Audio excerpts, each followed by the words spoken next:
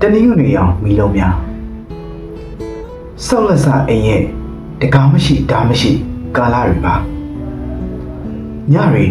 နှစ်ချက်ချက်အိပ်ပျော်ဖို့အဝါရောင်မီလုံးလေးလင်းနေဖို့လိုပါတယ်ရှုပ်ထွေးသောစကားအသွားလာများအပူချိန်မြင့်လာသောအီးခွက်များရုပ်ချီထပြန်ခဲ့တယ်ဆိုတာ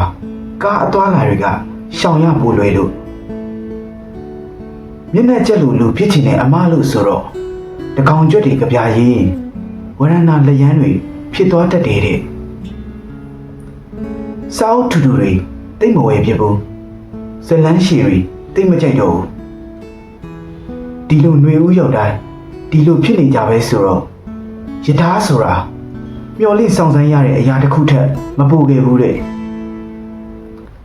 အိမ်ရဲ့အဝေးလို့ပြန်မှတ်မိတဲ့ညတွေညဟာကိုနဲ့ဝေးဝေးသွားလမ်းပြောက်သူတွေငေးလို့အကောင်းဆုံးနိဗ္ဗာန်ဟာအိမ်ပဲပုံမှန်ဘဝနဲ့လူကိုဇွန်းတက်ပေးတာအပြစ်ဖြစ်ပါတယ်အဲ့ဒီလိုနာရီရစ်တောင်တစ်ချောင်းကိုဈေးကွက်ဝင်ဖို့ကြိုးစားခဲ့ဦးတယ်ခြေကြိုပေါင်းနဲ့ခလုတ်တိုက်ဖူးသူရဲ့အမက်သေးကြီးနဲ့ရှီရှီဝေးဝေးဒုက္ခတွေရဲ့ရက်ဆွဲတွေနဲ့ငါလမ်းမပေါ်မှာလူကြုံရှာမတွေ့သေးသောပတ်စံရင်ထဲကစာများလွမ်းမောအခရာများ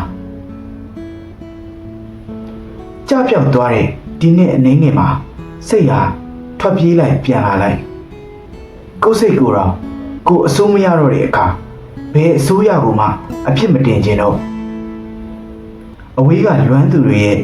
မွေးနေ့ဆူတောင်းစကားတွေကြားရဖို့ဆယ်စုနှစ်တစ်ခုခုကတချင်းဟောင်းတွေနားထောင်ဖို့အထီးကျန်ညတစ်ခုနဲ့တခဲကောင်းကောင်းရေဒီယိုတစ်လုံးလိုပါမယ်ဆောက်လက်စအိမ်ရဲ့မပိတ်ဖြစ်ခဲ့သောပြတင်းတကားများကိုယ့်ရဲ့မအောင်မြင်ခဲ့သောမိုးညများထိုမိုးညများအားငေးရင်မအောင်မြင်သေးသောနောက်ထပ်မိုးညများစီတို့သူရစံနေ